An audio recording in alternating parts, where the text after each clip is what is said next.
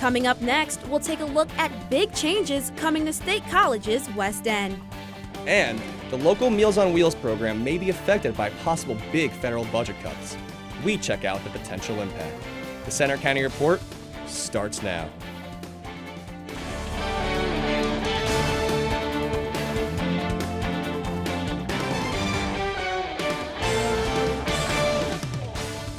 Good afternoon. I'm Melissa Gregory. And I'm Jesse Finver. We begin with the wait for a verdict in Harrisburg. Right now, a jury is still deliberating in the trial of former Penn State President Graham Spanier. His lawyers declined to call any witnesses to defend him, saying there was no evidence he did anything illegal. The prosecution claims Spanier gambled with the safety of children by not reporting a 2001 complaint against Jerry Sandusky. Spanier faces charges of conspiracy and child endangerment. Back here in Center County, Jerry Sandusky is back in court today in Bellefonte as part of his appeal process. He arrived at the Center County Courthouse around 8:30 this morning and was asked how he's doing. He answered, "I have a pulse." Today's appearance is another Post-Conviction Relief Act hearing as Sandusky appeals his conviction and tries to get a new trial. He was convicted in 2012 of more than 40 counts of child sex abuse, and he's serving a 30 to 60-year prison sentence. State College's West End will get a 12-story facelift when tenants start to move into the Metropolitan in August. Reporter John Petrolius has a look at how the new high-rise and other projects may improve the area over the next few years. Sia's hit song Cheap Thrills guides possible tenants through the Metropolitan, a luxurious new apartment complex set to open in August on the corner of Atherton Street and College Avenue in downtown State College. Construction is progressing nicely, as you can see, but businesses along West College Avenue agree there's even more thrills for possible business lurking in the 12-story building's shadow. The bicycle shop on West College Avenue opened in 1946. Owner Eric Scott thinks the Metropolitan will bring more business into an already bike-friendly neighborhood. You know, density starts to bump up out in this end of town like it is downtown. You're going to see a lot more successful businesses in this area. Holy Trinity Orthodox Church sits a couple blocks down on Spark Street and has already staked a bigger claim to its West End location.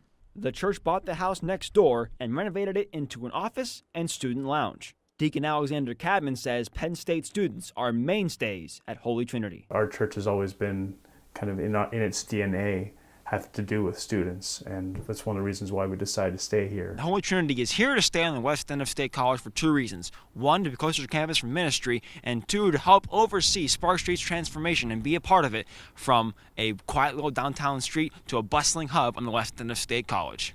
In fact, these 2007 development plans put Spark Street right in the middle of a revitalized area, which would include public green space, a transit hub close to campus, and mixed-use development on College Avenue.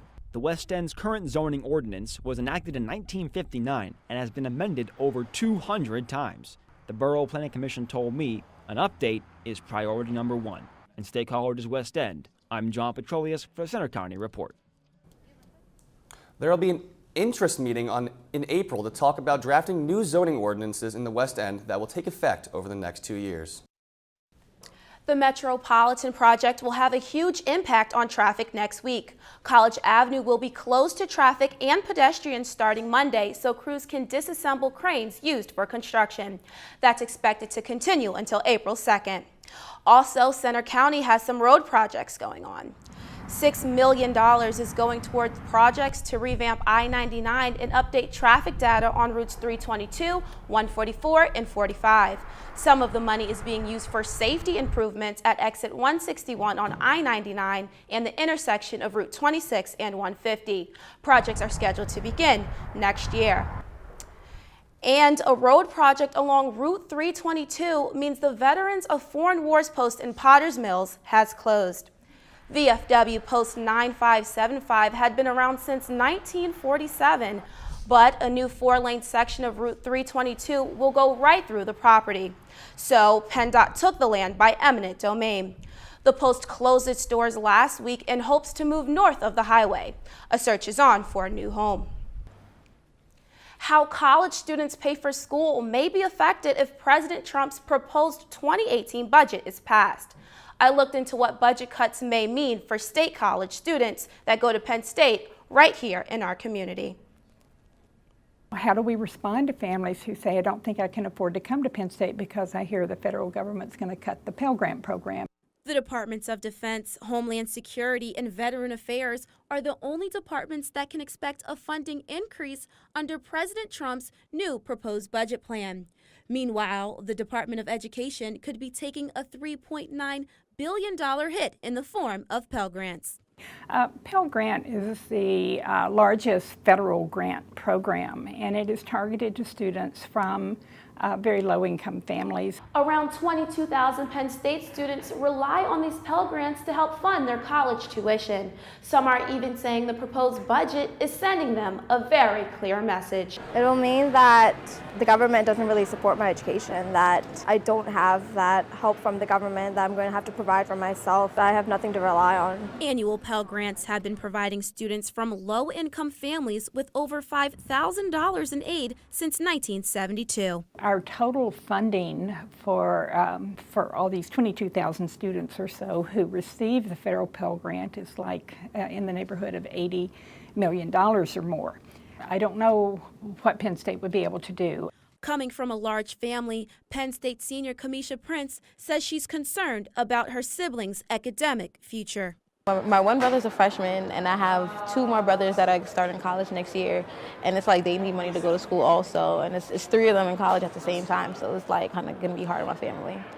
Many Penn State students are concerned about their future, but the university isn't ignoring it. It's a concern and something that Penn State will keep a very close watch on. The Trump administration says cutting Pell Grant funding will safeguard its survival in the years to come. Other possible budget cuts under the president's proposed spending plan could hit some social service programs hard. One of them is Meals on Wheels, which provides food to the elderly. Reporter Jonah St. Preux has reaction from Meals on Wheels in the State College area. For Christine Tyler and her volunteers, their primary objective is clear. We deliver meals to people's homes for people who are older or ill or disabled and aren't able to prepare meals for themselves. With their local home at Grace Lutheran Church and State College, not only do they feed the soul, they also feed the hungry. We have a wonderful cook who prepares the meals each morning, 5 days a week, and then we have volunteers that come in and package those meals and according to route, and then the volunteers deliver them. This local program runs on small grants and client contributions. We get no government funding. So really, it's through the generosity of the State College community that we are able to operate. Meals on Wheels serves almost 1 million meals a day nationwide through a network of more than 5,000 local programs. If the budget proposal is ultimately approved, funding for the Older Americans Act would decrease, affecting Meals on Wheels programs across the United States, regardless if they receive government funding or not.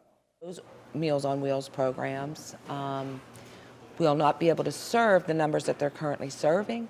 So even locally, our numbers will probably increase, and we would have to decide if we're able to take on additional clients. Tyler says the funding Meals on Wheels programs that do depend on government money could hurt in other areas too. We're not just providing food, we're providing like that social contact and that real quick health safety check to make sure that they're, doing okay in their homes. In State College, I'm Jonas St. Preux for the Center County Report. Meals on Wheels says it gets about a third of its funding nationally through the Older Americans Act, with the rest coming from state and local governments and private donations. A mumps outbreak continues on the Penn State University Park campus. We get the latest from an infectious disease expert. Plus, the weekend weather forecast. And thousands travel to Ridgeway, Pennsylvania, the mecca of chainsaw carving. We take you to the annual celebration of unique art. Penn State's Greek life rules continue to evolve after a death of a student this semester and a ban on alcohol at fraternity social events. The Pan-Atlantic Council has changed its rules to begin allowing sorority members to attend dry events at fraternity houses. There is still no decision yet on potential criminal charges since Tim Piazza died after falling downstairs at a party at Beta Theta Pi. The chapter lost its recognition and members had to move out. The number of mumps cases at Penn State has jumped once again. There are now 55 probable or confirmed cases on the University Park campus. Reporter Alana Richardson has more on the outbreak and measures being taken to reduce student risk. I've been here 23 years and we've never had an outbreak like this. Not with mumps, at least. As the number of mump cases on Penn State's University Park campus continues to rise, infectious disease manager Shelley Hafner is reminding students to take precautions.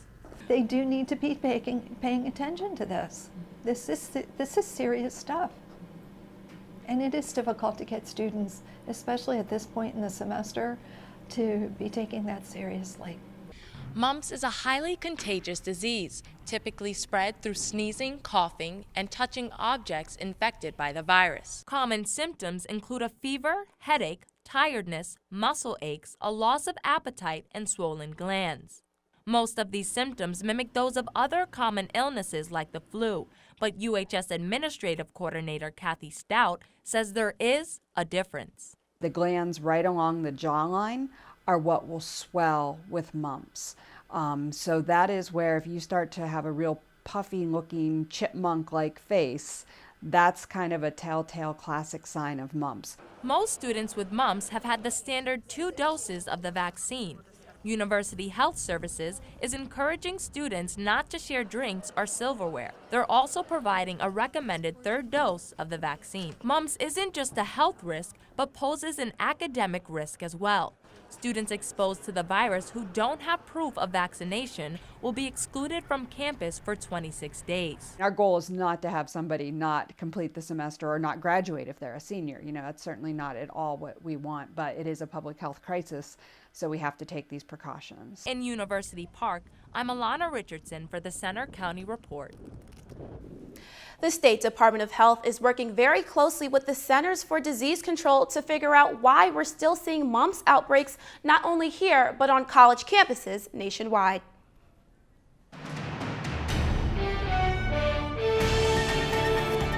Hi there, guys. I'm Robert Johnson with your weather forecast, and today, here's how it looks.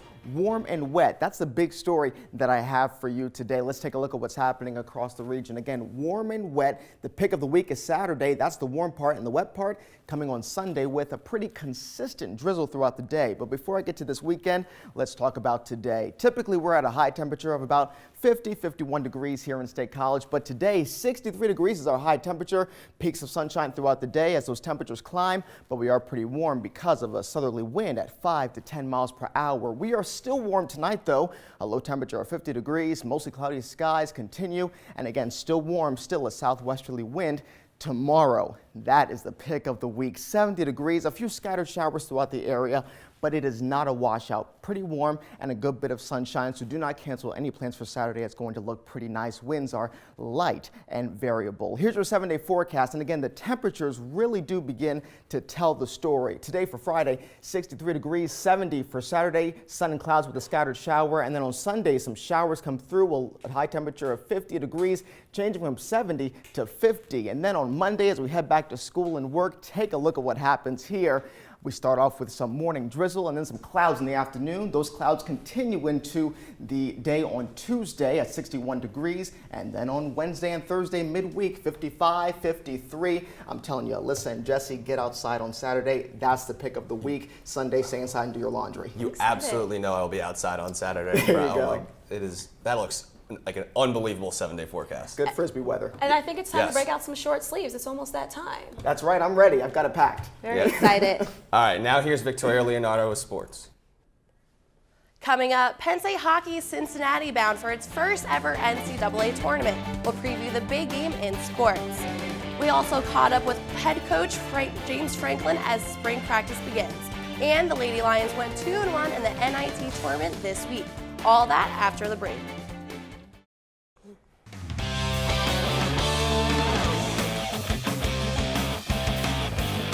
I'm Victoria Leonardo with sports. After a wild ride to the Big Ten Championship, Penn State will play its first ever NCAA hockey tournament game tomorrow against Union in Cincinnati. The Lions' 2 dramatic double overtime wins in the Big Ten tournament helped earn an automatic bid and 3 seed in the NCAAs. Reporter John Petrolius previews tomorrow's historic game.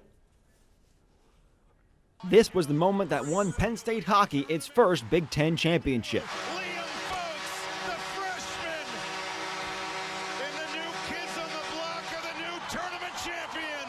The goal scorer, Liam Folks, only scored 3 goals all season as a freshman, but his 2 goals on Saturday were the biggest of his life. Now, for the first time ever, the Lions play in the NCAA tournament and drew a matchup against a very different kind of program. The young, inexperienced Lions will face the been-there-done-that Union Dutchmen. The Dutchmen are 3 years removed from a national championship and enter their 5th NCAA tournament in the last 7 years. They also boast the 3rd and 4th leading scorers in the NCAA, Mike Vecchione and Spencer Fu. Both are finalists for the Heisman of College Hockey, the Hobie Baker Award, and combined for 122 points on the season. Penn State coach Guy Godowski is not surprised by Union's elite talent. The coaching staff has done a tremendous job bringing in really quality, hardworking players, and so now that they're getting some of these really high-end scores, I mean, that's what's making them extremely dangerous. But there's more to winning playoff hockey games than having elite players. When it comes to elimination games in hockey at high levels, they say it's your role players who rise up and score the big goals when it matters most. And for Penn State, Liam Folks did that against Wisconsin last week. This weekend in NCAA's, all hands are on deck, and the players agree everyone must chip in to advance. I think as a team, we're just going to stick to what we do and try and do that better than anyone else, and I think we'll be fine, and we have a chance against any team in the nation. And hopefully create more moments like these. In University Park, I'm John Petrolius for the Center County Report. If the Nittany Lions win tomorrow, they'll meet the winner of #1 overall seed Denver versus Michigan's Tech to decide who goes to Chicago for the NCAA Frozen Four. Penn State football had its very own Cinderella story last season with an 11-3 record and Rose Bowl appearance. This week, the team is back at it with spring practice. Coach James Franklin met with the media, and I was there as he walked through his spring expectations and preparation for Blue-White game and the fall. Each time the Nittany Lions run out of the tunnel, they are welcomed by an electric Beaver Stadium. Head coach James Franklin says Penn State football makes a national statement because of how important the sport is to the university and community. With spring practice now officially underway, Franklin talked about new expectations. It's all about really building mental and physical toughness. It's about pushing guys outside of their comfort zone. Teaching guys how to compete, I think, is a big part of what we do. Aside from a few position changes, Franklin went into depth about players' physique and training playing a big part of their field success. Coach Franklin believes that this is one of the strongest and fastest teams he's seen in his 23 years of coaching. Now leading into the spring season, he believes the best way to approach it is to go back to basic fundamentals. For me, it kind of goes back to the basics like it always will. 100% effort on every play, every person in the program, everybody's held accountable to that standard. Most competitive environment in all of college football in everything we do. Despite losing some key players to graduation and maybe the NFL, the Nittany Lions will hit the field with solid returning stats. On offense, players responsible for 99.2% of rushing yards, 72.8% receiving yards, and 87.4% of scoring will be back. On defense, 72.1% tackles, 52.5% sacks, 64.2% tackles for loss, and 71.4% in turnovers. And on special teams, nearly 100% will return in punt returns, kickoffs, kicking points. Also, about 83.5% in punt yard returns will be back. The team's 15 spring practices began Wednesday and will wrap up the Blue-White game on April 22nd. To basketball. In the WNIT game last night, Virginia Tech came out hot against the Lady Lions at the Bryce Jordan Center. Putting up an uncontested 18-point run, the Lady Lions defense seemed to struggle in the first half. Sophomore Paige dominated the second half, scoring 14 points, but Penn State fell short against the Hokies. Last night marked Penn State's second home loss this season, the first being Indiana in December. Head coach Coquise Washington is still optimistic for the future. When you look at the totality of our season, we accomplished a lot, and I'm really proud of how this program has grown over the course of the year. where we were at this point last year to where we are now. There's no way I'm going to sit here and bemoan the fact of where this program has gone. 4 seniors led the Lady Lions this season, and they have a number of returning players. Penn State baseball is hoping to get a break from the weather soon. They have a 4-game series against Columbia this weekend, starting with a game tonight at Medler Field. Wednesday's game against West Virginia was postponed by bad weather. That's all for sports. Now back to you at the anchor desk. Thanks, Victoria. Coming up, a unique group of artists from around the nation came together in Elk County for an annual week-long festival. We got an inside look at the noisy event. That's next. You might call it chainsaw art. Hundreds of chainsaw carvers came together in the small town of Ridgway in Elk County recently for an annual celebration. Reporter Morgan Mallon talked with one of the participants. It's been called the Mecca of chainsaw carving. Thousands of people visit the town of Ridgway each year to attend Chainsaw Rendezvous. This year, over 200 chainsaw carvers turned out, spending last week in Elk County creating art. One such carver was Bob King, who traveled to Ridgway from Washington State. King didn't take his hobby of chainsaw carving too seriously until he lost his job in 2000. After attending many competitions and events like this one, he realized chainsaw carving was the career path for him. So now I'm thinking, oh my gosh, we've really got something going here. My wife's a lot more on board because she sees there's a viable business opportunity here, and we can make this work. King described Chainsaw Rendezvous as a celebration of art. It takes a loud, obnoxious, destructive piece of equipment and puts it in the home because we make fine art. It's not this chunky, clunky stuff anymore. Many of these guys and gals are extremely talented and they kick out some beautiful work. On the last day of the festival, King and the other carvers auctioned off their week's art to the spectators. Reporting in Ridgway, Pennsylvania, I'm Morgan Mallon for the Center County Report. The next event won't happen until next year, but you can find more information at chainsawrendezvous.org. Now, Jesse, you were telling me earlier that you had a pretty bad experience with chainsaws before? Yeah, I went to Six Flags Fright Fest in 7th grade and a clown chased me across the park with a chainsaw. So I don't think you'll be seeing me at that event anytime soon. Well, that's okay. You can still enjoy the art, right? Yeah, you can still enjoy the art. Chainsaws, Out not of it. really. All right, well, that's all for today's Center County Report. For more, visit our website, centercountyreport.com, and join us for our next newscast on Tuesday. You can also follow us for breaking news anytime on Twitter at Center County REP and our Facebook page. Have a great weekend.